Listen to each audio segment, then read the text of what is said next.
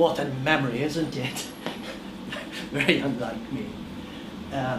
Ladies and gentlemen of the press, just a few words. I won't delve into the legality of this saga, the Lowell Saga, too much. I will take the political angle. The whole case rested on the conflicting, confusing, and contradictory elements in the European law, Article 10 and Article 17, diametrically opposed. Now, Justice Mr. Quintano cited the Anne Webber report, which Emmy did not delve into. I read the report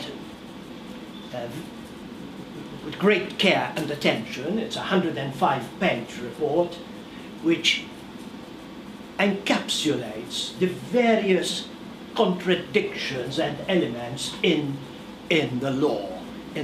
I've read it. And all I can say, I'm not a legal expert like Emmy, all I can say is that Justice Quintano, the Constitutional Court, had ample space, an ocean of space to exonerate us. But it didn't. But it had all the space in the world, precisely because, since Justice Quintano mentioned the Webber report, precisely because Anne Webber says that politicians have even more ample freedom to speak their minds, because politics are the destiny of peoples. And if politicians are shackled, muzzled, then obviously we're heading towards tyranny. So politicians, according to the very Anne Webber report cited by the Constitutional Court, bestows greater freedom of speech to politicians. Now, having said that, I am a politician. I didn't garner 70,000 votes like a political picayune, an utter failure who wasted 9 years of the political life in Malta, pleading, supplicating, begging for burden sharing, an utter failure. I'm not that kind of politician. I don't have 70,000 votes for having wasted the nation's life. I have a few thousand votes, but these few thousand votes are the conscious voters, those who understand the real issues at stake, those who see this nightmarish future looming ahead of us for our children, our progeny. It's those kind of voters that we have, and support us, who support us. And we cherish those voters because we know the quality of those voters. So, as a politician, a modest politician, who speaks the truth, who says what he means and means what he says, I too am a politician. And so, I'm liberty too. I am entitled to even greater leeway in the realm of freedom of expression. Now, in Canada, just a few weeks ago, they repealed the wicked Section 13, a tyrannical piece of legislation where even on the internet, if you say something that, inverted commas, the mere possibility that it might offend somebody or create racial hate, lands you 6 years in prison. Would you believe it? And Canada went through this for years and years, some 8 years, I think. Scores of people were jailed for having written the most political opinions on the internet. Now, Canada repealed this Section 13 the other day. And Canada is fighting and winning, the people of Canada, real libertarians, not liberals, those tyrants, modern tyrants. They're the fascists, the liberals. They're the worst fascists. Canada is winning the battle for freedom of speech. In Malta, we are still fighting. Dr. Paul Fromm, a leading patriot in Canada, our equivalent to Dr. Remy Bedzina, who was instrumental in repealing this atrocious piece of legislation, along with Doug Christie, who unfortunately died a couple of weeks before the repeal sentence. Unfortunately, he missed it. Dr. Paul Fromm will be visiting us in Malta later on today because he follows us very, very closely, and he's our guest. He will come here and talk to the press. We'll inform you so that you will meet him as well. Now then, politics. The Prime Minister, our new Prime Minister, with whom there is great syntony, I must say, this pushback policy, we said it at Safi, I mean, years ago, you know, it finally reached mainstream politics, but we said it at Safi, pushback. Somebody mentioned it now, and of course the whole media, the Jesuits, the NGOs, frustrated ugly women, enough to turn you gay, they all paid at him, you see. Now, the Prime Minister in Italy, and he mentioned it many, many times, and I consider this a political mistake. Let me explain. He says that Libya is the solution, if not part of the solution, he says. It's not the problem. No, no, no, no. I beg to differ. Libya is the problem. Always has been the problem. They were never grateful for whatever we did for them. But since the gunboat date, oil, right down to the contempt they treat our politicians. Libya can't be the solution for one simple reason. Because the Libyans, as is their culture, are all from top to bottom on the take.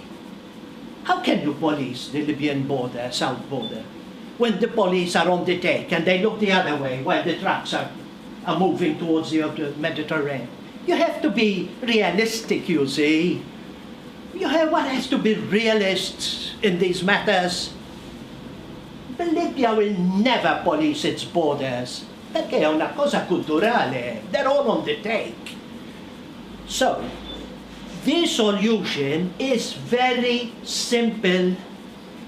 The solution is for Malta to establish open embassies in Somalia, Mali, Sudan. Not big embassies like our Brussels monstrosity that costs, no. Just a room, a one-horse operation, as we call it. You see, that's all we need, stamping passports. Passports come here, we put them in their pockets, off you go to Somalia, I've got a passport now. That's so simple. We open one-horse operation embassies in these countries, who, incidentally, now are not at war at all. Somalia has been recognized by the UNHCR, by America, Britain, France, Germany. They've got a boom, a building boom going on in Somalia. Why should we have thousands of Somalians here, scrounging, milking us, our welfare system, our free hospitals, operations costing thousands of pounds, equipment, free schooling when they never ever contributed a cent. This is the solution. Sudan, it's now north and south. There's no problem in Sudan. Why? Because they've divided the country. Why should we have Sudanese here? Mali, what's the problem with Mali? The French, just 500 Frenchmen pacified it. That's all. The Foreign Legion, it's pacified. Why should we have people from Mali here attacking the police, biting them like savages? Why should we have Malians here? So the solution is very simple. If the Prime Minister thinks that Libya is the solution, I'm afraid he is going to be disillusioned. Just like his predecessors in his own party, and even Gonzi. Yes. The Prime Minister has been to Europe and delivered, described that speech. Now I can see it coming. Joseph Muscat will be taken around the EU Luna Park, up and down the slides and round the merry-go-round. There will be a lot of talk, just like what happened with the present leader of the opposition. In fact, they already told our Interior Minister, don't worry, we're going to help Malta. When we meet again, after summer, you will see how we will help. And in the meantime, what's going to happen? In the meantime, it's exactly the same. Vecchio ritornello. Perché? Because the powers that be behind the scenes have decreed that Malta must be destroyed as quickly as possible. They have forgotten us, these people. They destroyed Britain, France, Germany, America, the Mexican invasion. They destroyed Spain, you name it. But they had forgotten tiny Malta.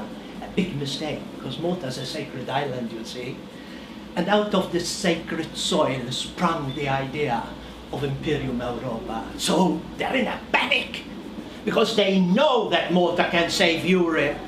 We in Malta, if I and 2 or 3 others with me are elected at the MEP election, you see, it was the last hope for these people, yes, right? Naive people.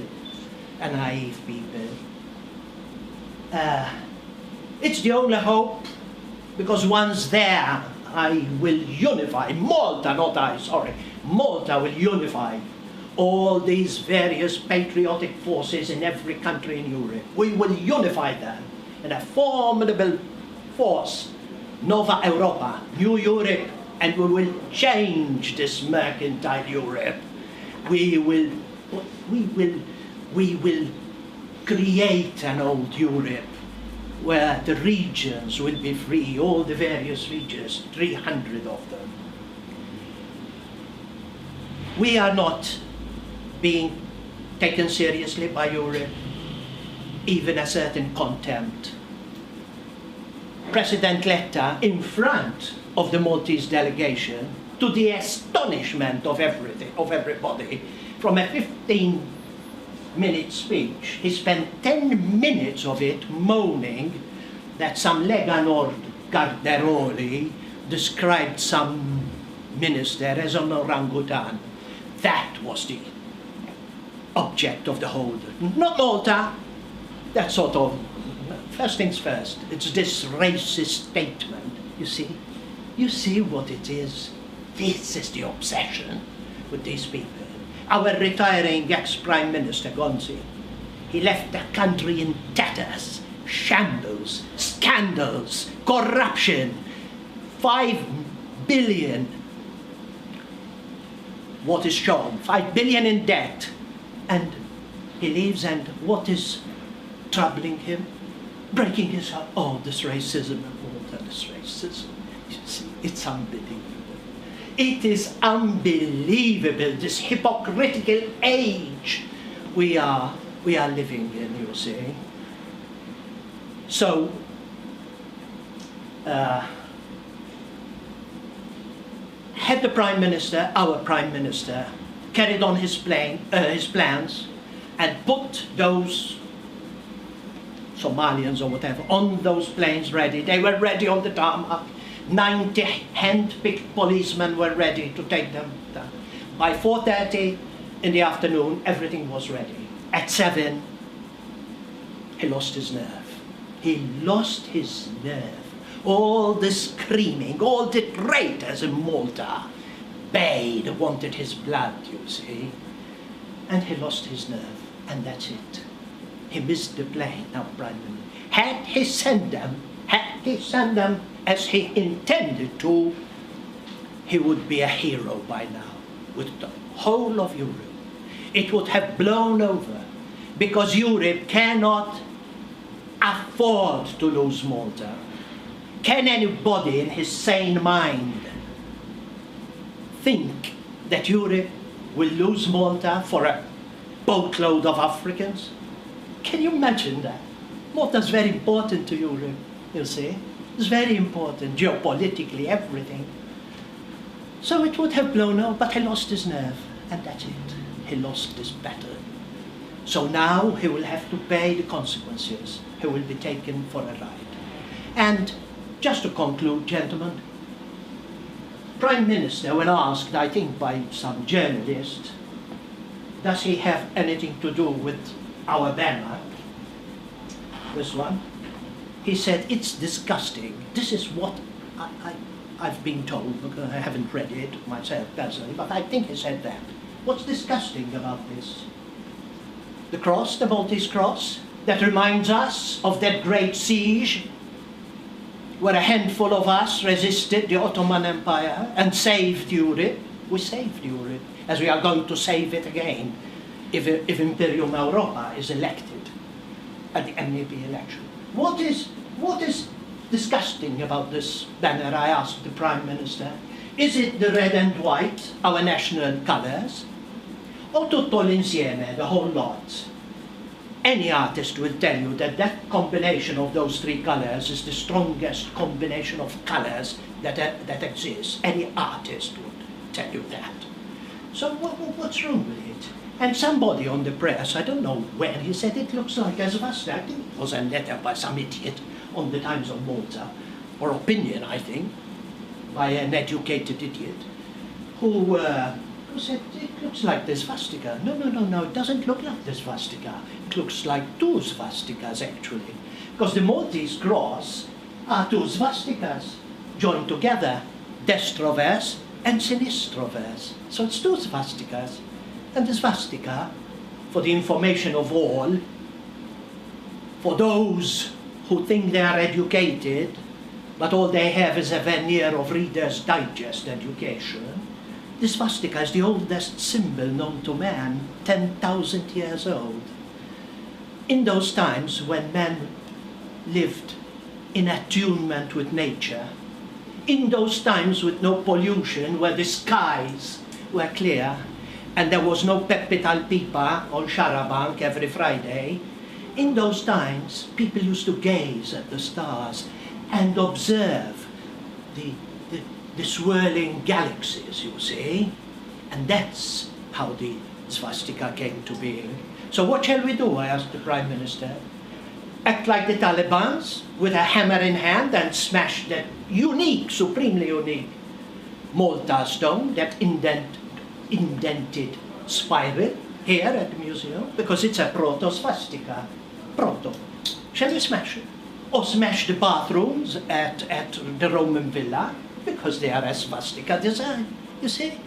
No, Mr. Prime Minister, we of Imperium Europa are very proud to have created this banner ourselves. We're very proud, and we can keep it. And we're going to keep it and treasure it. And people from all over the world are ordering it now, because they see it as a unifying banner, uniting all Europeans around the world. We are proud of it, and we're going to keep it. The Prime Minister can keep the Malta Labour Party emblem, that cross between a torch and a strawberry ice cream. That's all, gentlemen. Let's go.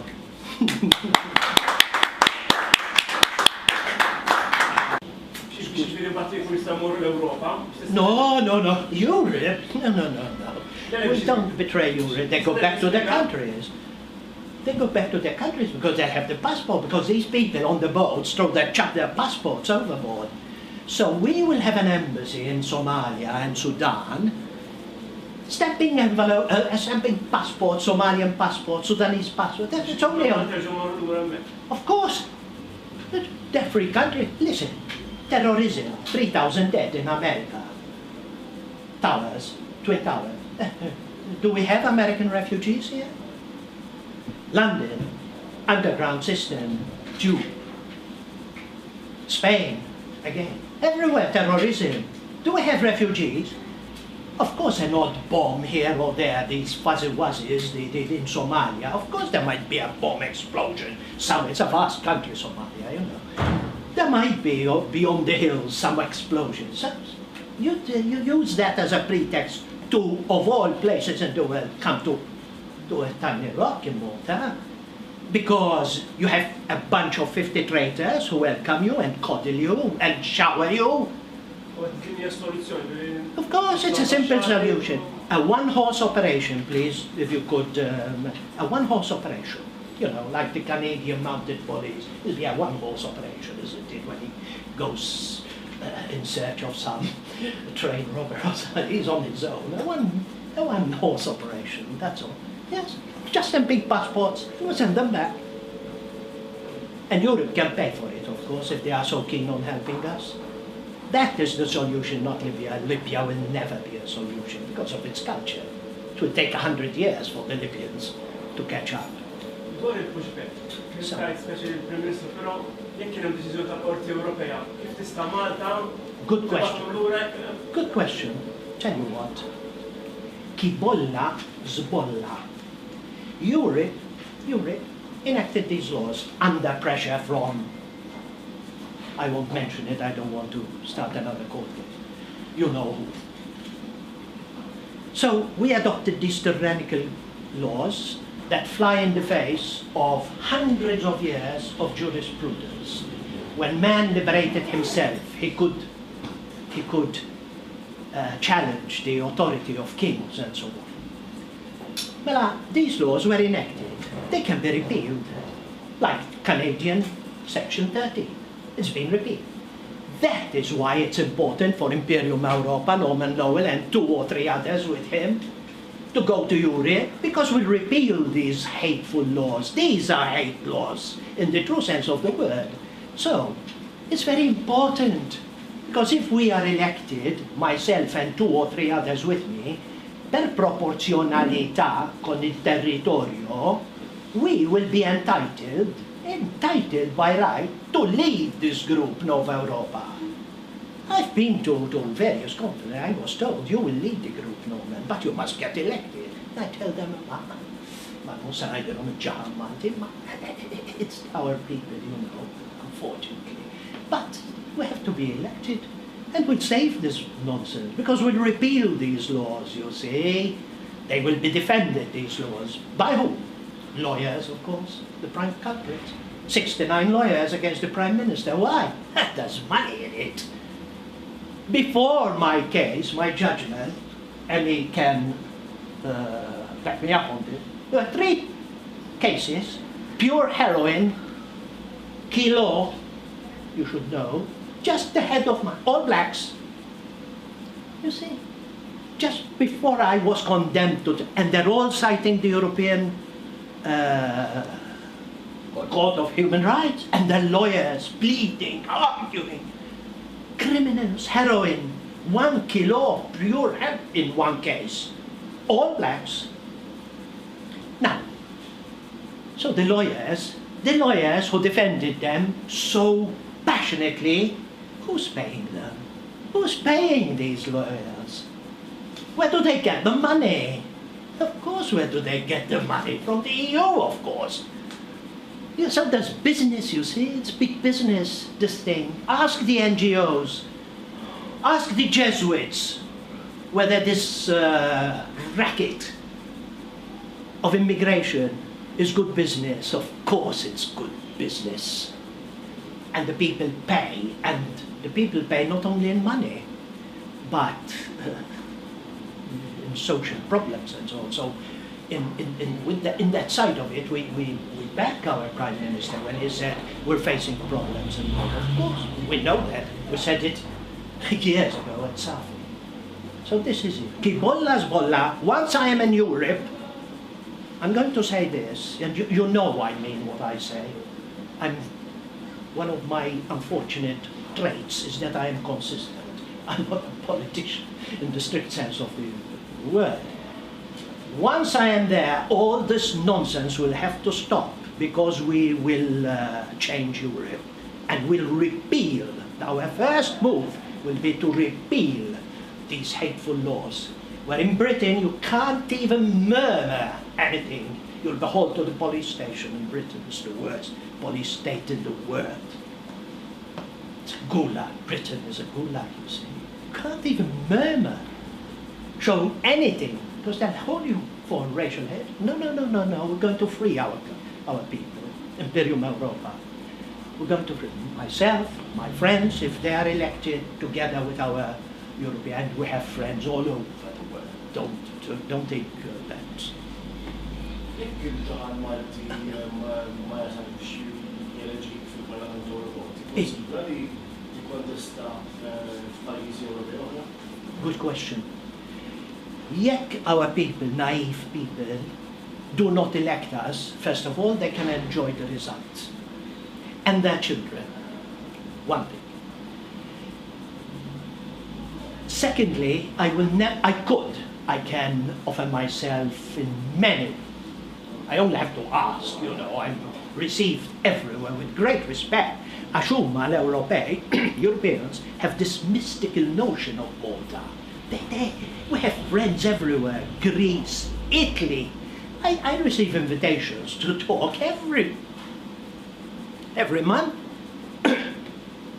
But I refuse to be in Europe elected as a mercenary by another country. I expect my people to understand me, not the Italians or the French or the Germans or the Greeks. To me, it's a blemish li kolli nitla bħala mercenarju somewhere. I'm not Arnold Cassola, you know, I'm Norman Lowell.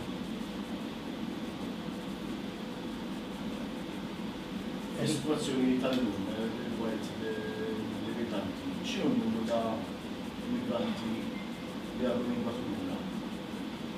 Kemm huma dan? Well, the Trickas was delighted that Europe took some 600, you know, 700 landed in the week she spoke, in 1 week. That was 5 years, and she was gloating that Europe has helped us take 600 or something. And nobody knows how many are here. I've met people at Masa Shira down in the south, you know, Aguru Shira, somewhere there. And they tell me, Norman, we see them in the early morning coming up by boat, silently, and they walk off. And nobody notices, you see, so we don't know. And we phone up the police. By the time the police come, that disappeared, because they've got a van waiting, you see. It's all organized. I've heard this so many times, because we have friends as well, you know, who keep us informed. But nobody knows how many of them are here, you see. And our people, to be economic, as you know, l-ekonomija għal più basso livello, għax it's not an economic problem, or it's a cultural problem, li sentilfu l-kultura tagħna.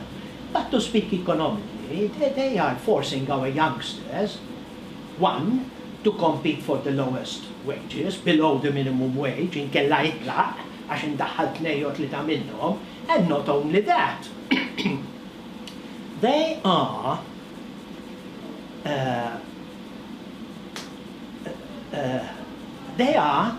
actually a brake on progress. I'll tell you why.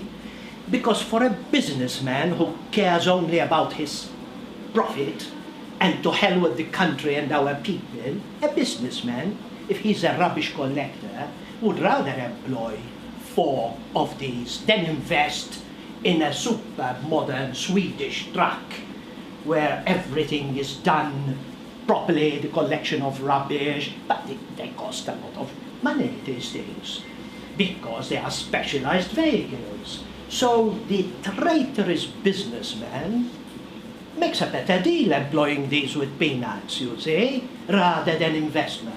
So they are actually, these people, illegal immigrants, I refuse to call them irregular, these are actually a brake to progress. They are hindering free enterprise. Because the businessman will always prefer a better profit than aesthetics or greenery or pollution. These things don't matter to the businessman. You'll see they're callous, especially Maltese businessmen, who are, the newly rich, illiterate, most of them. You see, so this is a big problem. They are actually preventing Malta from progressing. Malta will become a Haiti in the Mediterranean in a few years' time if this tragedy keeps on unfolding. I think we've said everything. Yes. Thank you, gentlemen, for your attention. Yes, Sorry, I yes, yes. interrupted you. Yes. I'll please. I charge. Jiġbru Oh, yes, u yes. sentenza